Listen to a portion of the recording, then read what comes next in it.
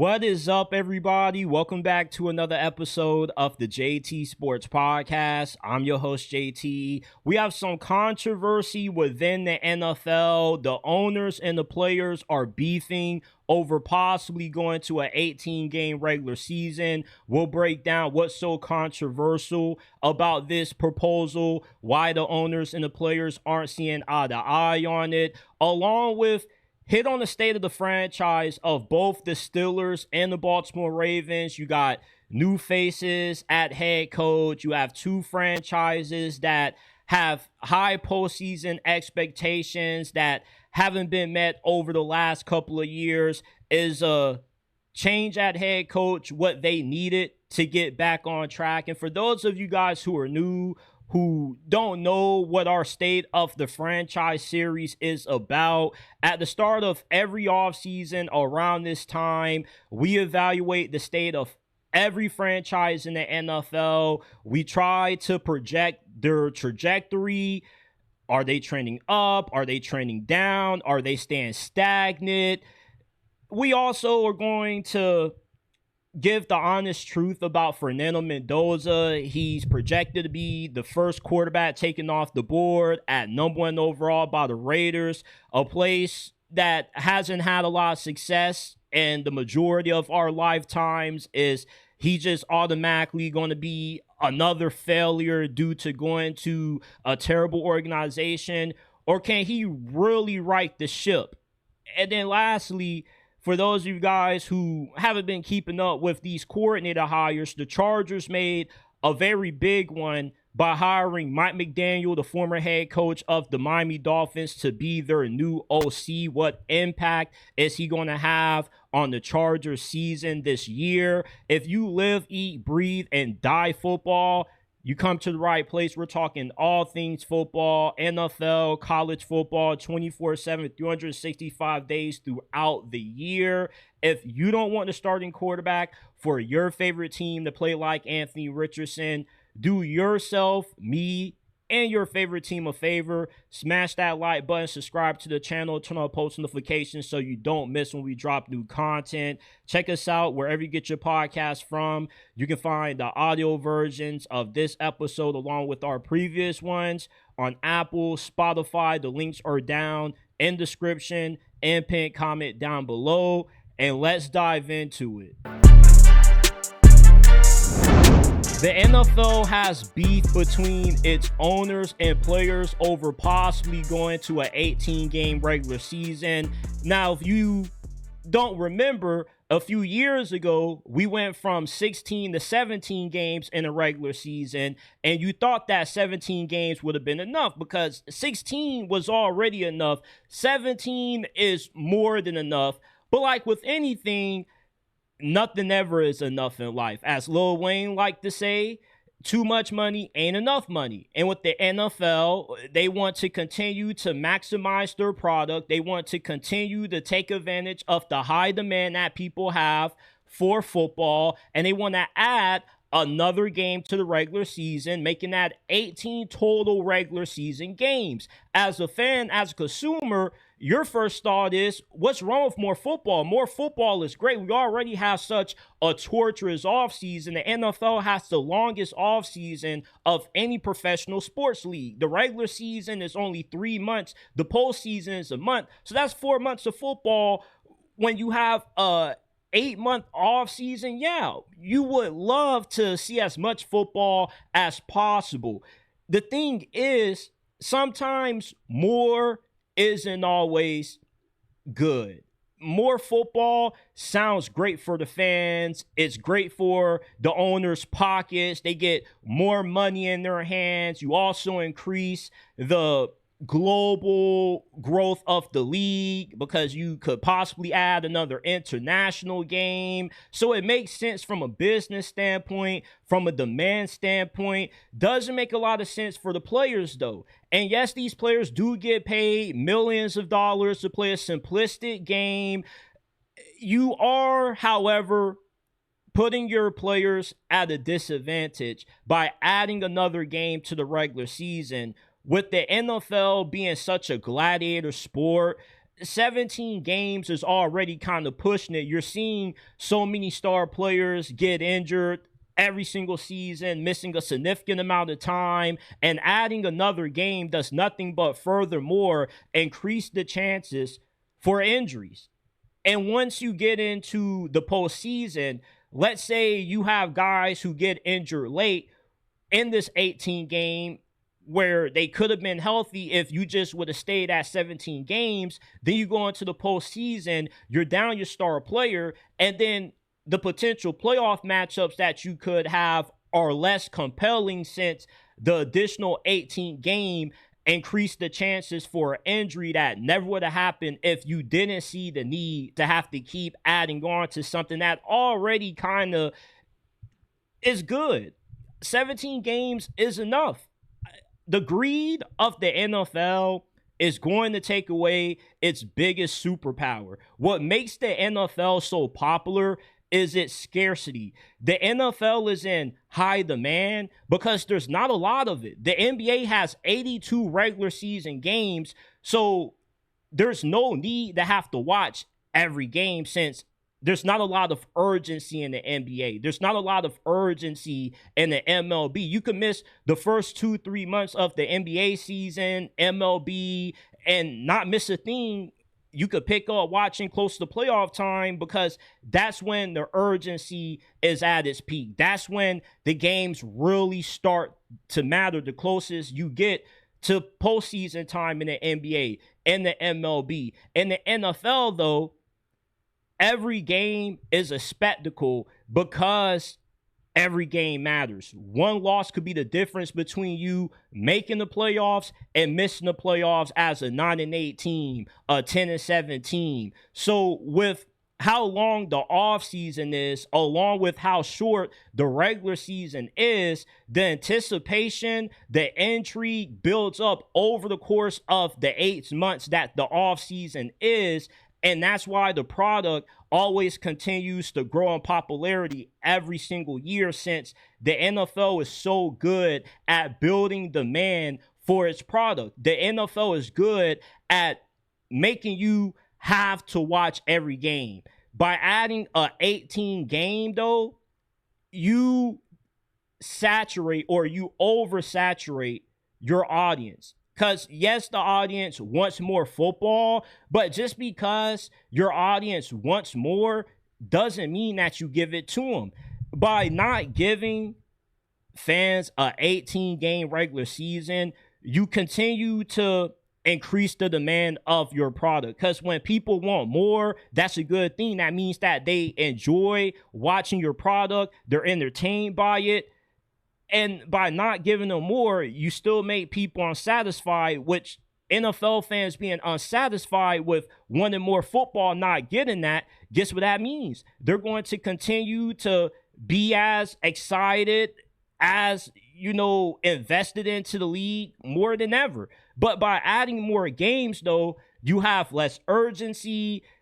Every Sunday no longer becomes a spectacle, a must-watch. What makes the NFL so grandiose is the NFL during Sundays in the fall, the world completely revolves around the Shield. It revolves around the National Football League. Most people's Sunday routines are they wake up, they go to church, and right after the preacher gets done with the final word, you're going home and you're about to watch NFL football for the next 7-8 hours. You're going to go to sleep and get ready for work on Monday. But you add another regular season game, do I have to invite all of the homies over? Do we have to order so many boxes of pizza and wings? Because not all the games are going to have the same importance anymore. 18-game regular season just prolongs, first of all, the teams that are tanking, the teams that aren't trying to win like the Raiders and the Jets were.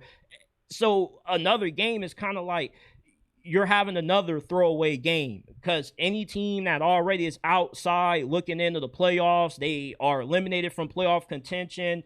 You're putting them in games against teams that are still having something to play for, to where there's just no need to watch it because you know that the Jets and the Raiders aren't trying to win. Their seasons are over. They're tanking. So why do we need to see those teams play an additional 18th game?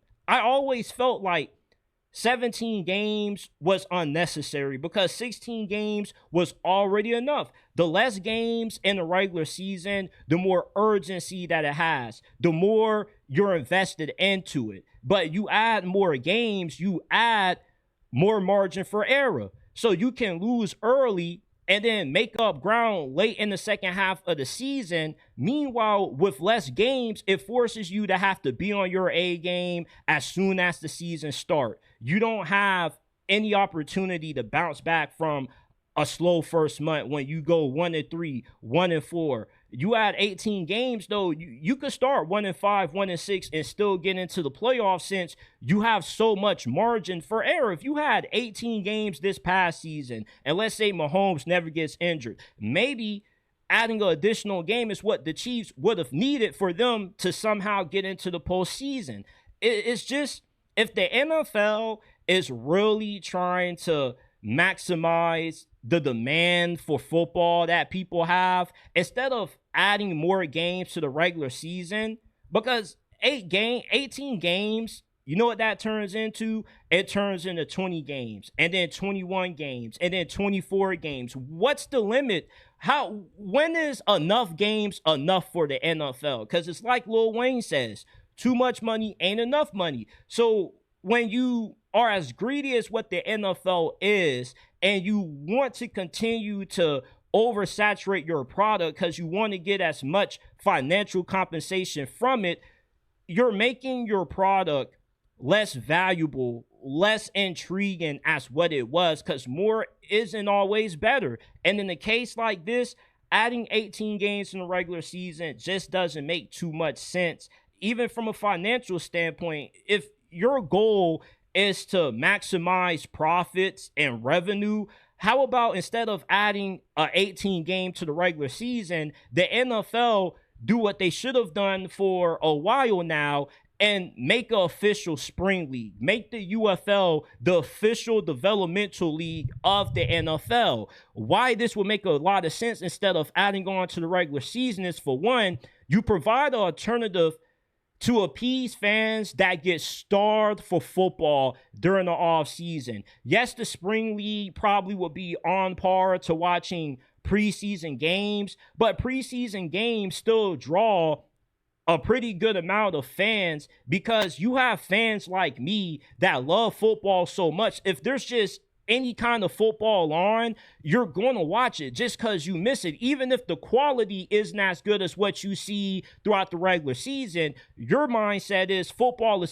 And then as long as football is on, you attach the NFL shield to it, people are going to watch. The UFL, if they were officially sponsored by the NFL and the NFL marketed the UFL as its real developmental league, places where guys like Zach Wilson, Anthony Richardson can go get some meaningful reps and better increase their possibility for having a successful NFL career, it helps the UFL attract more eyeballs than what it currently is right now, since the NFL has a lot more money to invest into marketing the UFL than what the UFL does itself. Most of you guys listening to this probably don't even know that the UFL exists. You probably don't even know when the season starts. So you attach the NFL shield next to that UFL logo, more people are going to tune in because the NFL logo, the NFL brand, it brings legitimacy.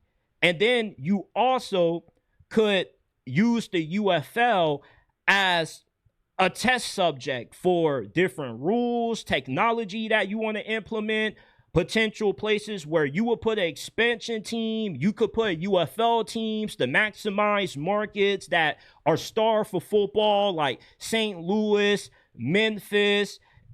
The UFL being the official spring league, the official developmental league of the NFL, it's just so beneficial for the league's players. You bring in more money, and you can appease the audience that still wants to watch football during your off season because you give them an alternative, which is spring football. And if you don't want to go the developmental route, you could promote flag football a lot more. Flag football is an Olympic sport. It's increasing in global popularity. And even though it's flag football, same thing with spring football. When you have people that live, eat, breathe, and die football, they're going to watch anything that is football related. And even though flag football isn't like the real thing, nobody's getting tackled, nobody's getting severely hurt, nothing crazy like that, people are still going to watch because it's still a pigskin being thrown around. And eventually you'll be so bored that you miss football so much, you'll force yourself to watch flag football and somewhat be entertained by it, since your mindset is going to be, at least this is better than watching no football at all. Unless you just want to play that slop that is Madden. Madden hasn't been good in years. Madden used to be how you could fulfill your football thirst in the off season. Now you can't use Madden anymore since it's so trash. It's unplayable for most people.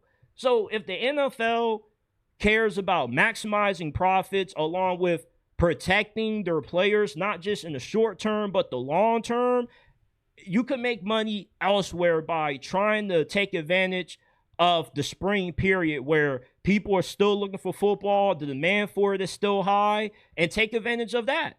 But the NFL rather try to disregard the safety of their players like they always do, doing what's for the betterment of their pockets instead of the betterment of the health of their players. And they wonder why they end up getting sued into oblivion, and why the fans are always asking, why is the game so soft? Why is the NFL no longer what it used to be? Why is it just... Why don't we just go to two-hand touch then if the game's going to be so soft? Because the NFL doesn't value the health and safety of their players. Because if the NFL did, we wouldn't even be entertaining the idea of going to an 18-game regular season. We never would have went to a 17-game regular season. We would have stayed at 16 because 16 was enough. But apparently not enough for the NFL, and nothing ever will be enough. Which is how the NFL is going to not just hurt its product, but they also are going to hurt the longevity of their players.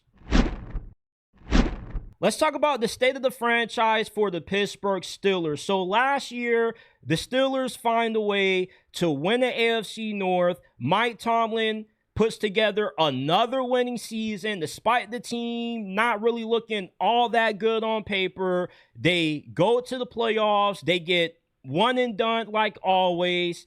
But the difference is Mike Tomlin no longer is the head coach of the Steelers. He steps down after several decades as the Steelers head coach. And in comes Big Mike McCarthy to replace him. Now, Mike McCarthy, in the eyes of most, is seen as Mike Tomlin, but just the offensive version of him. The thing with the Steelers hiring Mike McCarthy, though, that a lot of people are glossing over is Mike McCarthy gives the Steelers a better chance at winning a Super Bowl than what they've had over these last few years under Mike Tomlin, since Mike Tomlin, he handicapped the Steelers' potential since he was a CEO head coach, which means that he was only going to be able to take the Steelers as far as what his coaching staff was able to take him, since he doesn't really specialize on offense. And despite being a defensive-minded coach, the defense is never really as good as what you expect it to be under a defensive-minded coach, which means that Mike Tomlin essentially by himself was elevating the Steelers just with being a good motivational speaker, being able to get the most out of his players. And you can say Mike Tomlin did more with less, but he was part of the reason why he always had less to work with. Mike Tomlin was handicapped because he chose to be handicapped, since he could never understand what a good offense looked like once Big Ben retired. He could never get the quarterback situation figured out. And also the defense, for it to be the most expensive defense in the NFL last season and perform at an average, above average level, yeah, there's a lot more that could have been gotten out of this team if the coaching was better. Not to say that Mike Tomlin was a bad coach. He's a Hall of Famer without a doubt, regardless of what James Harrison and other Mike Tomlin detractors may say. Coaching in this league, as long as what Mike Tomlin has without a losing season, is a huge accomplishment. If it was this minuscule achievement like how some make it out to be, why is Mike Tomlin the only head coach to go the entirety of his career without a losing season? If it was as small as what some make it out to be, every other head coach would never have a losing season. So with Mike McCarthy, what he brings to the Steelers is, for one, somebody that finally understands some offense. I trust Mike McCarthy more with drafting a quarterback, picking one up in free agency, than I do Mike Tomlin, because Mike McCarthy has a better understanding of what a functional offense looks like. He also hired Patrick Graham to be the Steelers' new defensive coordinator. Patrick Graham is one of the more well-respected defensive coordinators in the league. The Steelers have talent on defense. They have a mix of young guys and a few older guys. Patrick Graham could possibly get a lot more out of the Steelers' defense than Mike Tomlin, since Mike Tomlin wasn't really that good at maximizing the defense. Patrick Graham, being a better X's and O's guy on the defensive side of the ball, can get more juice out of the defense than what we saw Mike Tomlin get out of this unit over the last 3-4 years. Mike McCarthy also hasn't gone a decade and some change without a playoff win. He won a playoff game a few years ago when he was coaching the Cowboys. And the issue with how the Steelers' hiring of Mike McCarthy is perceived, Mike McCarthy is only viewed in the regard that he currently is perceived in because of how things went for him in Dallas in the end. Mike McCarthy was held back with the Cowboys because of Jerry Jones meddling. We're acting like Jerry Jones doesn't have the biggest ego out of all the owners. He's the only owner that consistently talks to the media every single week. He has post-game press conferences. He has weekly radio show appearances that he does. You don't see no other owner speaking to the media as much as what Jerry Jones has. The Cowboys are not a football team. They're a circus. They're a soap opera. The Steelers don't have the distractions and the attention seeking from the ownership that the Cowboys had, that Mike McCarthy had to deal with. Mike McCarthy is going to have a lot more say over how the roster looks, over how this team is ran, than what he had in Dallas. When you have less controlling ownership and less meddling, it allows you to do your job to the best of your ability versus having somebody constantly breathing over your neck, trying to macro-manage you because they want all the glory, only a little bit of the blame. And the Steelers, contrary to popular belief, do not need to rebuild. Rebuilding in the NFL does not work. It is not Madden.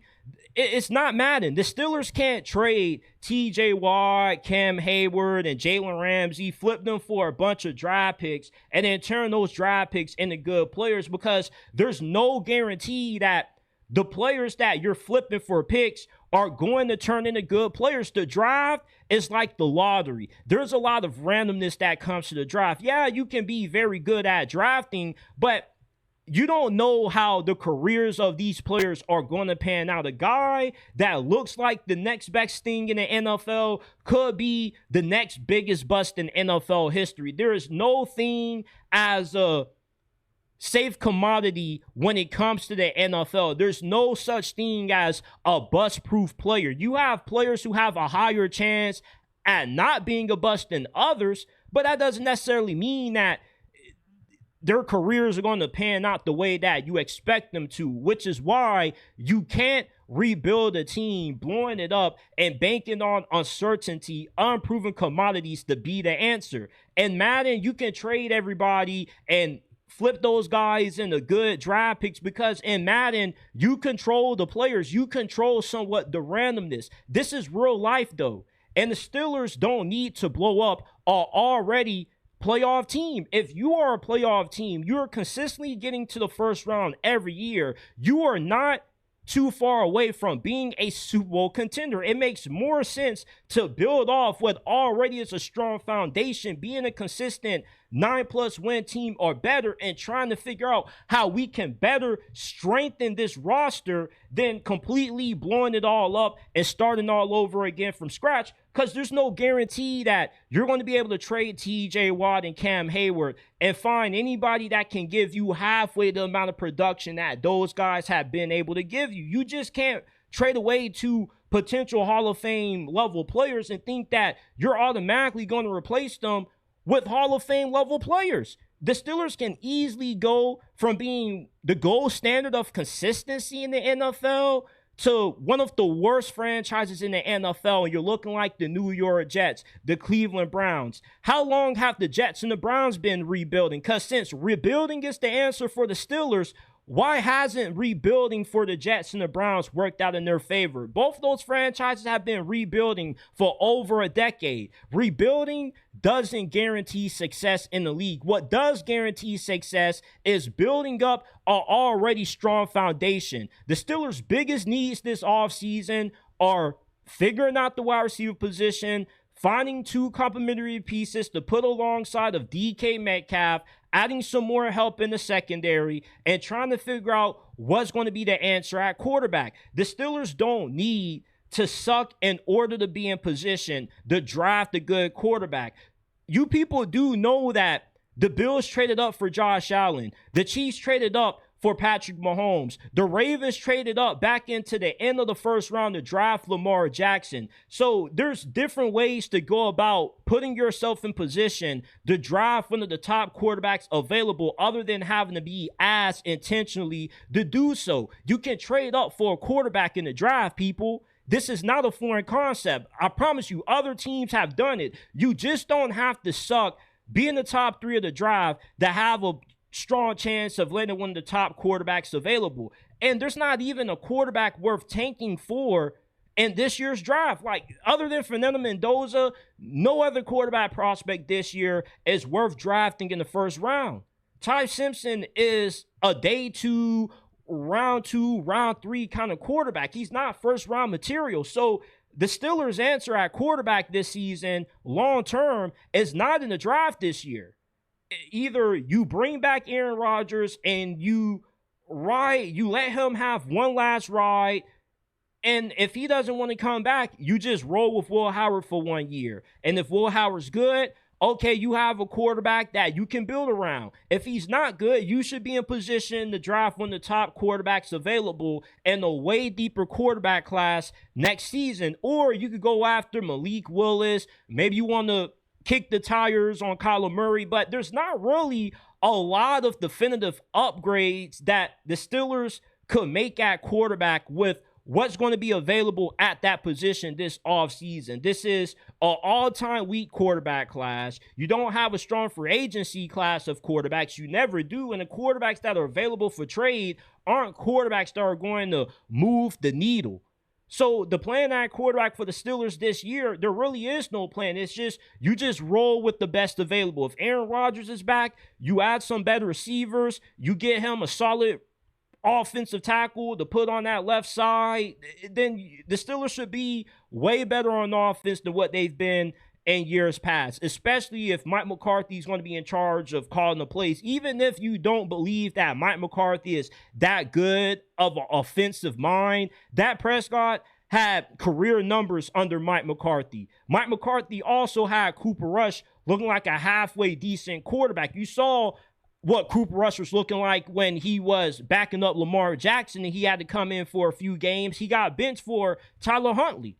Mike McCarthy understands offense. Now, is the offense going to be looking like Ben Johnson's offense or anything like that? Probably not, but if you're a Steelers fan, you'll take any offense that you can get, considering that you've had some of the worst play callers on this side of the ball calling plays for this unit for over half a decade now. It's refreshing to see the Steelers hire Mike McCarthy, because this is a guy that has the ability to get more out of the Steelers than what Mike Tomlin has been able to get out of this franchise for over 15 years. It's been the same thing. Mike McCarthy and Mike Tomlin are two different coaches, because one has been a little bit better at having success in the postseason recently, who's been handicapped by a controlling owner, and one guy who has had the benefit of being the head coach of one of the most historical brands that this league has to offer and allowing the standard to fall. The standard in Pittsburgh used to be competing for Super Bowls every single year. Now the standard is, let's just be okay with being good enough. And that's the issue with the Steelers right now. You've been in the same place for over a decade now. You've been good enough to stay relevant, but you haven't been good enough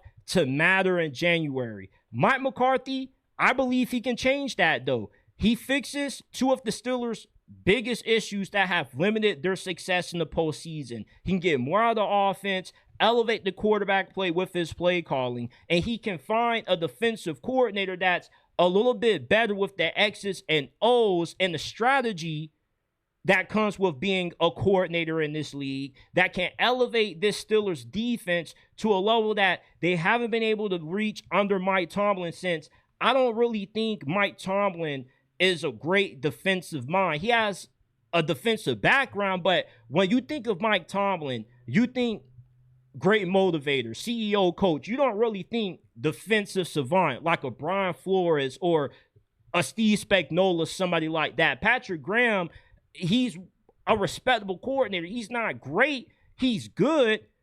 But I think he's good enough to get a lot more out of this unit than what we've seen this unit play at under Mike Tomlin. So I think the Steelers right now, yes, you're stagnant, but at least you're not the bottom of the barrel like the Jets, the Titans, the Browns. You have a foundation that's worth continuing to try to build on, especially when your offense has never been younger. The majority of the Steelers starting offensive line were guys that they've drafted within the last 4 years. There's a lot of young players on that defense that they've drafted over the last couple of years as well that have been really good, like Joey Porter Jr., Patrick Wilson. You also have Harmon, who you just drafted in the first round of this past year's draft. There's not too many pieces for the Steelers to really be able to trade away to truly rebuild that. They would net a lot of draft capital for. Even if the Steelers were to trade away TJ Watt, they're not going to get a shitload for him. At best, you probably get one first-round pick, which probably would be this year, and probably a few second and third rounders. TJ Watt, with his age and his play kind of declining a little bit, he's not going to command the same value as what he used to if you were entertaining the idea a few years ago. So I don't really think that there's too many players the Steelers have that can be traded to really catapult a rebuild. So I think the Steelers, despite being in the same place they've been for 10 years, though, you feel a lot more confident about the trajectory of this franchise to finally get back to having some postseason success with Mike McCarthy than what you have with Mike Tomlin. The state of the franchise for the Baltimore Ravens is very interesting. You're making a huge transition going from John Harbaugh, a future Hall of Famer, one of the best culture builders in NFL history, and replacing him with the up-and-coming, unproven head coach in Jesse Mentor, who was probably the best assistant available that was in line for a head coaching job. Can Jesse Mentor handle the win-now expectations in Baltimore, though? Because the main reason why the Ravens hired Jesse Mentor is because they're still trying to chase the ghost of Mike McDaniel. They still can't live with the decision of retaining John Harbaugh and allowing Mike McDaniel to walk, especially when you see what Mike McDaniel just accomplished in his second year as a head coach with the Seahawks. You keep thinking about what could have been if we had enough balls to roll the dice, fire John Harbaugh for this unproven guy in Mike McDaniel. Maybe he could have been the difference in helping us getting over the hump. But now you bring in Jesse Mentor, and although he comes from the Harbaugh coaching tree and he runs a similar scheme and a similar system to Mike McDaniel, you don't actually know if this guy is going to be anything close to Mike McDaniel. Jesse Mentor was a very good defensive coordinator for Jim Harbaugh when he was at Michigan and these past couple of years with the Chargers. But you can be a good coordinator and be a very awful head coach, even if you do have a situation that's built for you to have success right away, which the Baltimore Ravens currently do right now, since you have one of the best quarterbacks in NFL history and Lamar Jackson. You have a lot of high-level players on offense. You got Zay Flowers. Derrick Henry still has some good football left in the tank. You got Roquan Smith, Kyle Hamilton, a few other good players on that defense. So the expectations for the Ravens are a lot higher than what they normally would be for a first-year head coach, since this is a team that still believes that they have a prime window to win a Super Bowl, since Lamar Jackson is still in his prime. When you have high expectations, the margin for error is very thin for a first-time head coach like Jesse Mentor, because unlike Mike McDaniel, he went to the Seahawks when the Seahawks weren't expecting to compete for a Super Bowl right away. And although he won 10 games his first season, he missed on his offensive coordinator hire.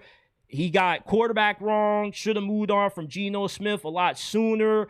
But he had enough time, since the expectations were modest, to make those mistakes, grow and learn from them. With the Ravens, though, every mistake, every growing pain that Jesse Mentor will have is going to be magnified. Every loss is going to be scrutinized a lot more heavily, a lot more critically, since the perception about the Ravens is this team has a few holes, but holes that can be patched up this offseason, and you can be right in the Super Bowl conversation. The Ravens, believe it or not, right now, according to FanDuel, are top 5 in Super Bowl odds this year. So despite having a first-time head coach, Vegas and odds makers still are very high about the Baltimore Ravens' trajectory, their ability to compete in the postseason despite having an unproven head coach. And you're in the division right now that is wide open. The AFC North has never been as open as what it is right now, since you have lost 2 of the most consistent coaches in the NFL. Mike Tomlin's gone, John Harbaugh's gone. Now you just got Zach Taylor. So there definitely is a path for the Ravens being able to immediately dominate under Jesse Mentor, since the vision isn't really that strong from a talent nor coaching standpoint. It just really comes down to, can Jesse Mentor be able to help Lamar Jackson get over his playoff struggles?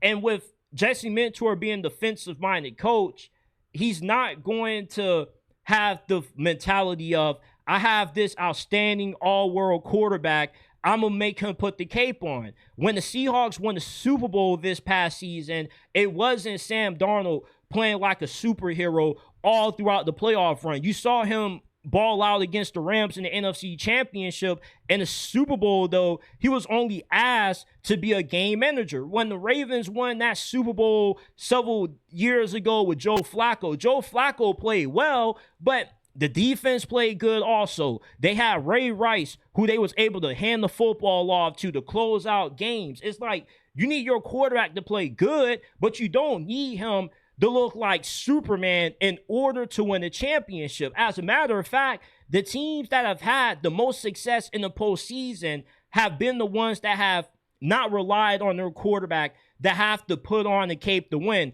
Other than Patrick Mahomes and Tom Brady are the only 2 quarterbacks in NFL history that have been able to put that cape on for their teams and still win championships, because those guys don't make a lot of big mistakes in crunch time like how you see Josh Allen and Lamar Jackson do.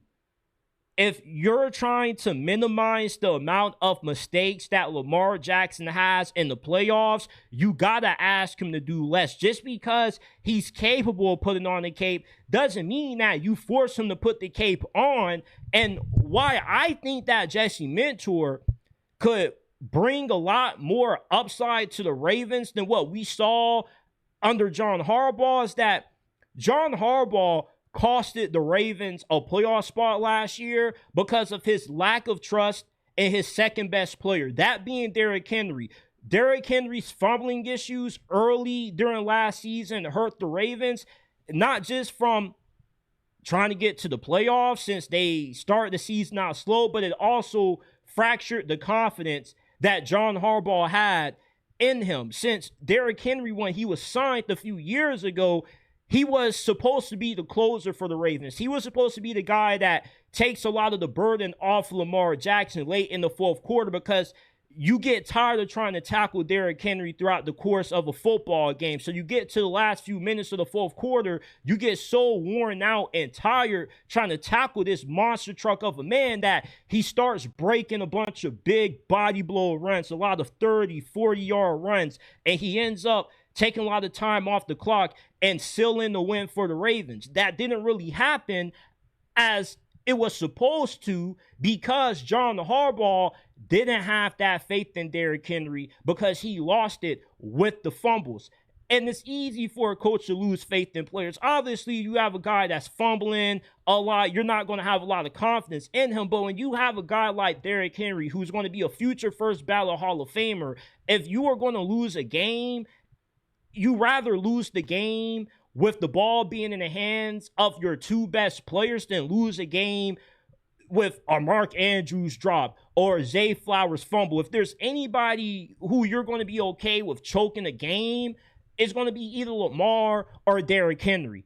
Because at the end of the day, you have to give your best players the ball when it matters the most. And John Harbaugh didn't want to do that with Derrick Henry. So not only did he lose the locker room, but the Ravens season, it started out too slow. They digged themselves in a hole that they just couldn't come back from. And when it comes to Lamar Jackson, look, I believe that Lamar is eventually going to get over the hump. He's going to win the Super Bowl. He is the most talented quarterback in NFL history. We've never seen a quarterback in the NFL as close to perfection as what Lamar Jackson is. If you were creating your dream quarterback, Lamar Jackson would be that. He is as fast as any other player in the league. He throws the football at a very efficient level. Lamar Jackson isn't even in the same stratosphere as guys like Cam Newton and Michael Vick. Those guys weren't consistently completing over 64% of their passes with one of the highest quarterback ratings in the NFL. And neither one of those guys ever eclipsed the kind of season that Lamar Jackson had when he had 40 touchdowns under 5 interceptions 2 years ago, and he got robbed out of his third MVP award. Lamar Jackson, if Jesse Mentor can help the team be better at playing complementary football, be better in situational moments like crucial third downs, crucial fourth downs, gotta have in moments where they're not beating themselves with stupid mistakes, stupid play calls, mismanagement of the personnel. Let's not forget that in the AFC Championship a few years ago, the Ravens against the Chiefs only gave the ball to their running backs 9 times in that game. You can't have something like that happen when you have a head coach like Jesse Mentor who specializes on the defensive end of the ball, because defensive guys, they play things safe. They want to run the football. They want to prioritize ball control. That's their way of winning. They don't need to get into an aerial assault against you in order to beat you. They don't need their quarterback to throw it 40+ to win, because they're relying on other factors to win, not just I'm finna hang my hat solely on this great quarterback talent that I have. Lamar Jackson's contract is a big problem that the Ravens have to address ASAP if they're going to try to make any big moves in free agency. Lamar Jackson has a $72 million cap hit this offseason. And until they're able to come to a contract extension and they can lower that cap hit, you're going to have a hard time being able to retain Tyler Linderbaum, who currently is a pending free agent. You're going to have a hard time trying to address that receiver room, trying to take a big swing at getting an impact pass rusher. And that's another thing. The Ravens, with their first round pick this year, they need to trade that for a proven star pass rusher. Take that first round pick that you have this year and try to patch that up to get Max Crosby or some of the high-end pass rushers that are available, because the issue with the Ravens is that you draft well, but you aren't good at drafting at edge rusher. Edge rusher is the lone position that the Ravens just can't seem to figure out via the draft. So if you keep doing the same thing, getting the same results, you got to switch something up. And the Ravens need to take a play out of the Rams playbook and say F those picks and use those picks to trade for proven high-level players. The Ravens should have been the team that should have been trading for Michael Parsons or Quinnen Williams last season. Instead of trying to continue to build through the draft and try to address your edge rush position that way, you just need to go ahead and get a guy that you know is going to come in and produce at a high level for you, not roll the dice on guys that there's a 50-50 chance they turn to studs, they turn to stars, or they don't work out at all. Erase the chances for having a miss and go after somebody that you know is going to be a grand slam. If the Ravens can get a superstar impact pass rusher like a Max Crosby, somebody of that caliber, it increases their chances of being able to get over the hump. Because when you have an impact pass rusher, especially when you're going up against these guys like Mahomes, Josh Allen late, you got to be able to get these guys off the field in third and fourth down. And having a guy like Max Crosby could do the trick for the Ravens. The Ravens need to be harassing the Raiders every single day about what they possibly want for Max Crosby, because he obviously isn't happy at the fact that they forced him to have to sit out the last few games of the season. Despite him being injured, he wanted to play because he loves football, but instead they made a political decision to say, no, like, we love you, bro, but we need you out because we're not trying to win. We know you want to win, but we're not trying to win because we need the pick. Max Crosby has been around long enough to know that there is no such thing as a proven thing coming out of college. So he knows that even though Fernando Mendoza has been good in Indiana, you don't know if this dude is truly going to be the guy. And the Raiders have more issues than just quarterback to address. So with the Ravens, look, you have a guy who obviously is disgruntled, an organization that obviously is looking to retool.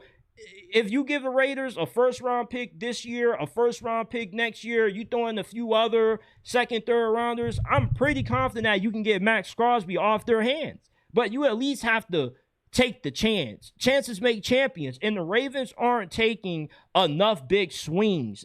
Getting Derrick Henry is probably the biggest move that the Ravens have made since they've had Lamar Jackson. But you need more high-level players to win. Look at the kind of God squad that the Eagles won a Super Bowl with a year ago. That's the kind of team that the Ravens should be trying to put together, and you can't always address certain positions through the draft.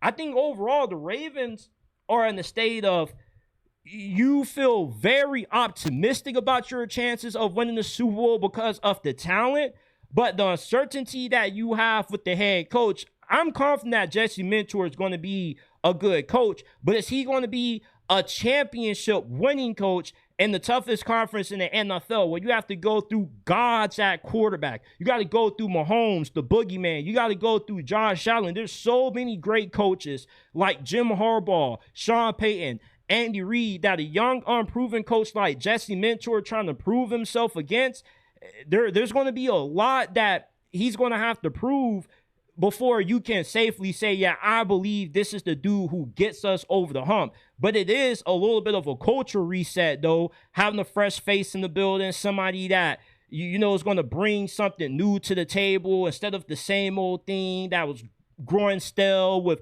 John Harbaugh. It makes it very exciting.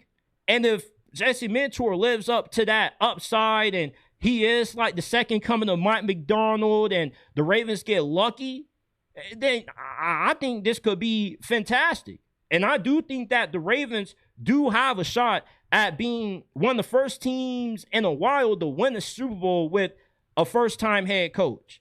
But there is a long climb that the Ravens have to accomplish in that. And there are issues just far past the talent standpoint. It's also a psychological thing with this team why they can't go the distance in the playoffs. It's not always talent. Lamar doesn't have this. Lamar doesn't have that. A lot of the playoff games that the Ravens have lost with Lamar in his prime have just been the Ravens beating the Ravens. Can Jesse Mentor change that, though? Fernando Mendoza is coming off a historic season with Indiana, led them to their first national championship in program history after being one of the worst programs in all of college football for several decades. He wins the Heisman Trophy, one of the best underdog stories in the history of college football, under-recruited, starts at Cal, elevates himself to being good enough to move up a level at a bigger program, and just completely changes Indiana football forever. And now he's about to enter the NFL, where he's projected to be the first quarterback taken off the board, first overall by the Las Vegas Raiders, a place that hasn't been successful in 21 out of the 23 years that I've been alive on this planet, a place that you presume most quarterbacks' careers go to die. Is Fernando Mendoza, is his career just slated to already be over since we know he's going to get drafted first overall by the Raiders? I don't really believe that. I believe Fernando Mendoza going to the Raiders is actually the best thing possible for him with how the draft looks as far as quarterback needy teams. If you're Fernando Mendoza, you rather go to the Jets or the Raiders, who have Tom Brady running the show. Even though Tom Brady is labeled as minority owner, that's nothing but just a false title. Tom Brady is running the Las Vegas Raiders. He's pulling a lot of strings. He's approving every draft pick. Every personnel decision is getting ran through Tom Brady. And you can definitely expect for him to have his hands in the cookie jar when it comes to Fernando Mendoza, what their strategy is going to be when it comes to developing him as well. I don't think Fernando Mendoza is going to start day one for the Raiders. I think that they're going to bring Geno Smith back, since you did give him a pretty big extension last year when you got him from the Seahawks in that trade. And his cap hit is probably going to be a little bit too much for you to want to take with all the cap space you have to bend. So if you keep Geno Smith for this year, you allow Fernando Mendoza to sit behind them, then you improve Fernando Mendoza's chances for success entering his second season, since you'll also have a way better team for him, because since he gets to sit for a whole entire year. If the Raiders can't improve their offensive line this offseason like how they would like to, you don't have to worry about that hurting Fernando Mendoza's development, since he won't be the dude getting crushed behind that poor offensive line. Geno Smith will. So you can let Geno Smith be the crash dummy for another offseason, right? And then next year, you go ahead and you continue to beef up the offensive line to where it's good enough, where it's to be serviceable. And Fernando Mendoza will have the best protection that he will have. He'll have a way better supporting cast, since that'll be his second season. You would think with another offseason, the Raiders would continue to build around him. So by the time he's ready to start his first season in year two, he's much better set up for success than what he would be earlier on in his rookie season this year, because the AFC West is the last division that you want to be starting a rookie quarterback in. You got the Chiefs coming back from a horrendous season. You got the Chargers and the Broncos that both look like legitimate Super Bowl contenders right now. Although it's early into the offseason, it's fair to expect that those teams are definitely going to be in the running for the Super Bowl conversation come this upcoming year. So for the Raiders right now, starting Fernando Mendoza, unless you're just trying to get him more experience, you're not really going to make a lot of noise with him. Even if you are able to improve the offensive line, the defense, add a few more receivers, you just have so many holes that despite you having a lot of money to spend in free agency, one offseason isn't going to be enough for you to be competitive with just how far behind you are of the rest of the division. So Fernando Mendoza, the expectations aren't going to be super high for him within the organization. Fan expectations, media expectations aren't the same as organization expectations. Tom Brady understands that it takes time for a young quarterback to grow and develop. He understands that you're not going to get instant gratification from a lot of these young quarterbacks. Tom Brady playing this position at the highest of level that anybody could play this position at, being the undisputed GOAT, he knows what it's going to take for Fernando Mendoza to succeed, and he knows what the Raiders have to avoid in order for Fernando Mendoza to reach his full potential. I don't think the Raiders are going to ruin Fernando Mendoza. Tom Brady, he's running the thing as the minority owner. He's going to have a very good game plan for making sure that Fernando Mendoza is set up for success. And also, they hired Clint Kubiak as their new head coach, who was the Seahawks offensive coordinator this past season, who runs a run-heavy scheme with a lot of play action. So even if Fernando Mendoza does have to play early, they're not throwing him out there and saying, hey, buddy, go win us the game. Go save us. Go turn this thing around. You got Ashton Jeanty and the Clint Kubiak offense. Yeah, I like Ashton Jeanty to really take off and explode in his second season in Clint Kubiak's offense. You got Brock Bowers, who should be as healthy as he's been, and over the past year, he missed a lot of this past season with injuries. He was in and out of the lineup. There's already two good weapons in place for Fernando Mendoza when he gets to Vegas. By the time he gets drafted, you'll have a few more weapons alongside of Jeanty and Brock Bowers. And in this system, I think it fits Fernando Mendoza's skill set very well. Fernando Mendoza, he's accurate on all three levels. Good arm, not a great arm, but a good enough arm where he can make far hash throws, opposite sideline. He can fit balls in the tight windows against man-to-man coverage. Very good IQ, takes care of the football, doesn't make a lot of mistakes, doesn't have a lot of turnover-worthy plays. Respectable mobility, not a burner like Lamar or Kyler Murray, but enough mobility to where you at least have to account for it on third down. If you give him a run lane on 3rd and 5, he will convert. And he has elite intangibles. I'm confident that Fernando Mendoza is going to succeed in the NFL because have you not heard this guy talk?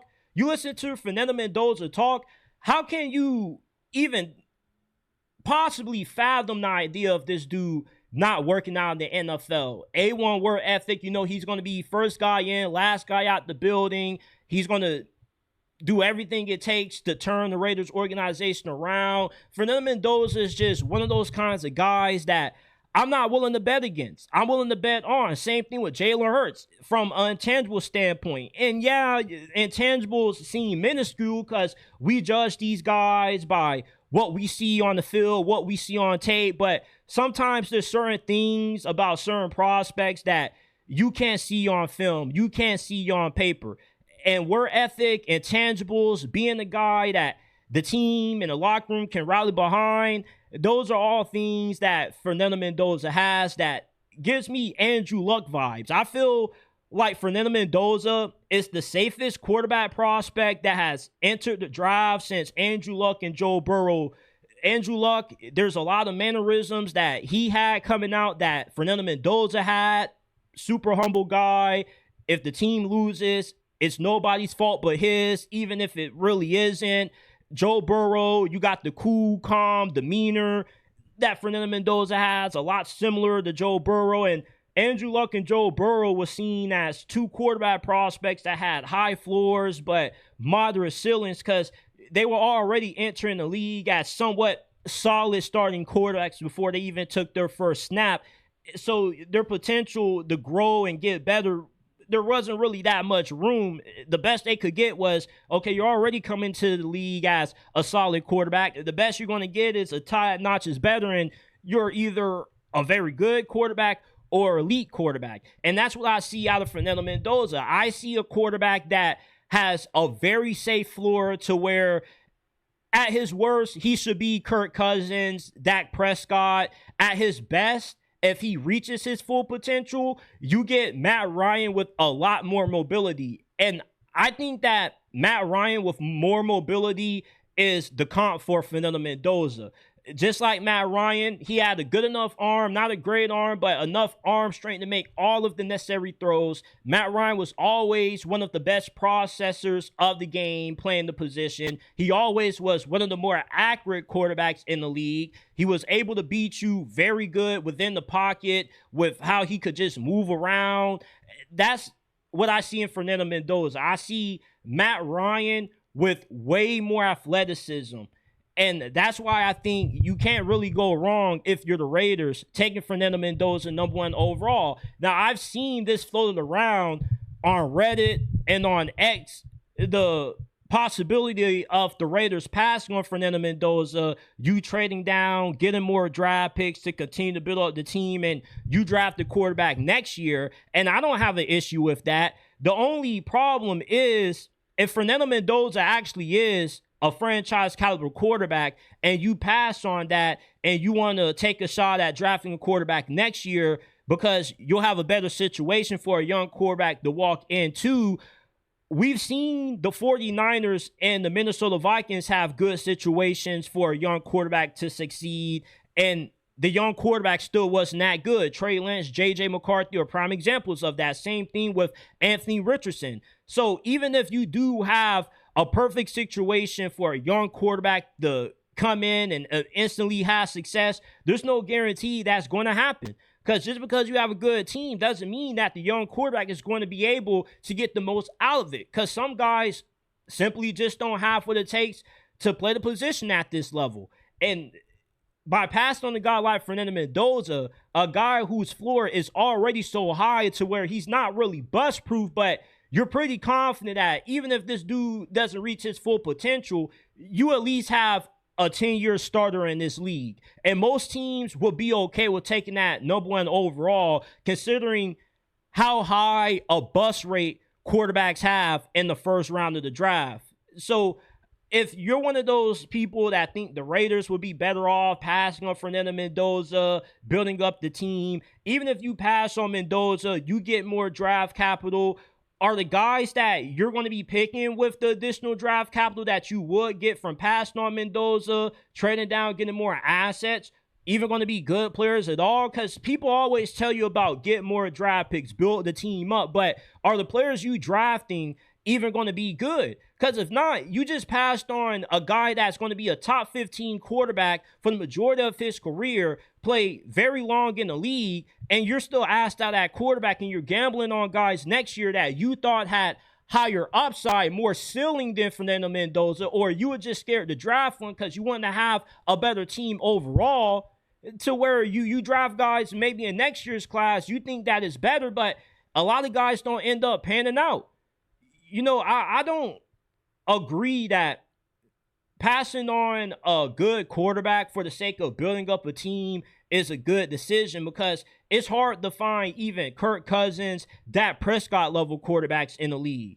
For every Dak Prescott and Kirk Cousins, there's about 3-4 Anthony Richardsons, Trey Lances, and J.J. McCarthy's out there. So when you got somebody that has the floor that Mendoza has, you can't go wrong with drafting that. I can see somebody win the Super Bowl with Fernando Mendoza. Hell, if you put Fernando Mendoza on the Colts or the Vikings right now, do you feel a lot more confident in those teams than what you currently do right now, given their current quarterback situations? The average NFL fan doesn't pay enough attention to the importance of these coordinator hires this time of the offseason, because when teams win the Super Bowl, the people who get the most praise are the head coaches and the quarterbacks. Nobody talks about how good the coordinators are unless they get head coaching jobs. Nobody talks about the assistant coaches on the staff, when those guys are the most important, underrated part about a Super Bowl contending team. The coordinators are the guys who are calling the plays on offense, calling the plays on defense. If you have a CEO kind of coach, even if you have a defensive-minded head coach like a DeMeco Ryans, or an offensive-minded coach like a Sean McVay, they still need good coordinators to help them elevate the team in certain positions that they just aren't that good at being able to get the most out of. Because as a head coach, you have so many responsibilities. You can't micromanage everything on the team. So for the Chargers this season, hiring Mike McDaniel as their new offensive coordinator, I feel makes them the favorite to win the AFC this year. Right now, they are plus 1,500 in Super Bowl odds, tied 6 with the Eagles to win it all this upcoming season. And Mike McDaniel was in high demand this offseason. When he got fired by the Dolphins, it was very shocking since during the middle portion of last season, when they fired their former general manager, Chris Grier, it was believed that Mike McDaniel was going to be given a few more years to have to turn the team around since he inherited Tua. He didn't want Tua. He was just kind of giving them and was like, hey, like, help us get the most out of this guy. And he did for a few years until eventually Tua just had too many hits to the head and his play just completely fell off the cliff. I haven't seen a more random downfall than what I've seen from Tua since Deshaun Watson. Remember when Deshaun Watson first got to Cleveland, this dude was like a top 5, top 7 quarterback with the Texans, an MVP level quarterback. And then all of a sudden, he goes to the Browns and forgets how to play football. With Tua, he hasn't been the same since he's had those concussion scares. And he's on the field and he's in the fencing position. Once you saw that go down, you just knew that Tua was eventually going to fall off sooner rather than later. So Mike McDaniel didn't really have a talented quarterback to really work with necessarily. He was more so elevating Tua more so than Tua was help elevating him. You give Mike McDaniel a quarterback like Justin Herbert that has some of the best physical tools of any quarterback in the National Football League, a bazooka for an arm, a very underrated athlete. I was very shocked at how well Justin Herbert was running the football this year for the Chargers. Looking at Justin Herbert, he doesn't strike you as a guy that's going to destroy you on the ground, but this dude is very elusive and very wiggly for his size. And he's a pretty big dude. He's like 6'5", 6'6", 225, 230 plus pounds, maybe a lot more than that. So with the kind of physical traits that Justin Herbert possesses, you put him in a quarterback-friendly offense like Mike McDaniel's, you're going to see Mike McDaniel bring the dog out of Justin Herbert this year. We could see Justin Herbert be an MVP finalist and finally win a playoff game this year with Mike McDaniel being the offensive coordinator. Greg Roman is a solid bridge coordinator. He's one of those coordinators that if you're a new head coach and you can't find a good OC, Greg Roman is a safe hire that can get you by since he's so prolific with how he schemes his runs, his run blocking concepts, that you're going to have a legit rushing attack. You're going to have a solid offense. Your offense isn't going to be bad with Greg Roman, but you are going to have a ceiling with Greg Roman. And Greg Roman has been fired by a multitude of different teams despite having success. Like he was the coordinator of a playoff team this year, got fired by the Ravens, got fired despite helping Lamar Jackson develop and become an MVP. He got fired by the Buffalo Bills after helping Tyrod Taylor become a Pro Bowler his first season in Buffalo. With the 49ers, he had success with Colin Kaepernick, Alex Smith. So Greg Roman is a serviceable coordinator. He just has a ceiling on him that limits quarterbacks. With Justin Herbert having a guy that's the savant that Mike McDaniel is on offense, you're going to see this guy play at a level that we haven't seen before. And that's scary. Right now, it's still to be decided how truly good Justin Herbert is. Because right now, he's at a stage of his career where he's flirting between being elite and being a very good quarterback. Right now, he's a tweener between the two.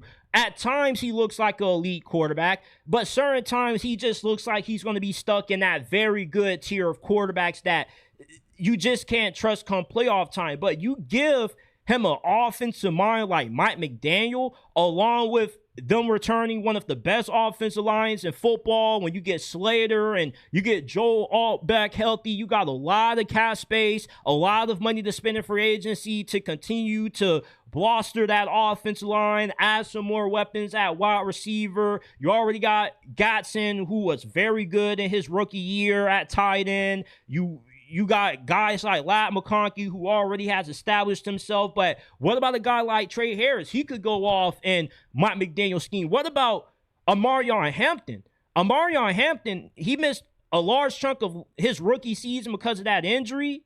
But in this Mike McDaniel scheme, it perfectly utilizes everything that we loved about Amarion Hampton when the Chargers drafted him in the first round of last year's draft. This is a physical, bruising back that has top line acceleration. He can get the top speed very quickly, and trying to bring Amarion Hampton down in the open field is a very daunting task for a lot of defensive backs, because once Amarion Hampton gets to the second level, if those linebackers can't bring him down, everybody else is going to have a tough time bringing him down. You ever seen that movie called Runaway Train with Denzel Washington in it, and they're trying to stop it despite it having no driver, and they just can't? Yeah, that's Amarion Hampton. Amarion Hampton is what happens when unstoppable force meets an unmovable object. The unstoppable force being Amarion Hampton. And you give Mike McDaniel, who was already getting a lot of high-end production out of Devon A-Chain, an undersized running back. Mike McDaniel is a very good fit for Jim Harbaugh, even though it wouldn't seem like it, because on the surface, you see the Chargers hiring Mike McDaniel, and you're like, Jim Harbaugh is more of a hard-nosed, old-school kind of coach. Mike McDaniel's kind of young, nerdy, and hippity. Kind of reminds me of Leonard from the Big Bang Theory. He kind of looks like a guy that you think would be working for NASA more so than coaching a football team on the sidelines. But why Jim Harbaugh made Mike McDaniel his offensive coordinator, the reason why Jim Harbaugh made Mike McDaniel his offensive coordinator is because they have a lot more in common than what you initially would think. They both love to run the football. They both believe in physicality. It's just that Mike McDaniel, is not as if his teams were soft because of him. They were soft because of how they were constructed, because of the constant neglection of the line of scrimmage. Jim Harbaugh is all about trench play. So if you improve the interior of that offensive line, find a upgrade from Mekhi Becton, which shouldn't be too hard to do considering he was the lowest graded offensive guard in the NFL by PFF. Listen, I think that the hiring of Mike McDaniel not only makes the Chargers a lock to win their first AFC West title in 17 years, but it makes them a lock to at least be in an AFC championship game. You're giving Justin Herbert, one of the most physically gifted quarterbacks in the league, one of the best offensive minds in the National Football League. I think that the sky is the limit for what the Chargers could do this season. The Broncos, yeah, you expect them to still be there, but I think there's going to be a little bit of regression for the Broncos. Teams that have won a bunch of close games in the fashion that the Broncos have normally fall off the season after. Like the Kansas City Chiefs, when they lost to the Eagles in the Super Bowl, what happened after that? They fell off because during that season, they had a lot of close wins, a lot of come from behind wins, a lot of games that were a little bit fluky, like blocked field goals, bad decisions made by the opposition at the end that the Chiefs were able to take advantage of. I think that AFC West is the Chargers to lose with the hiring of Mike McDaniel. Mike McDaniel has a chip on his shoulder and a lot to prove. And by the way, Mike McDaniel chose to be an offensive coordinator. He could have easily gotten the head coaching job for the Browns or the Cardinals, which he pulled out of. So this dude had options. He wasn't forced to take a demotion.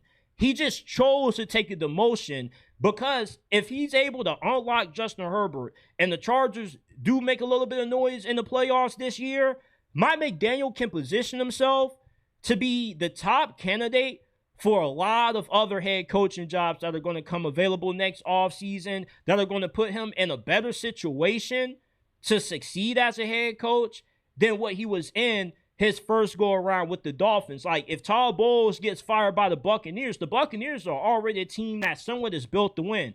What about the Bengals? You give Mike McDaniel, Joe Burrow, Jamar Chase, T. Higgins. What about Philadelphia if they fire Nick Sirianni? The Commanders, Jaden Daniels, Mike McDaniel. That would be a great pairing.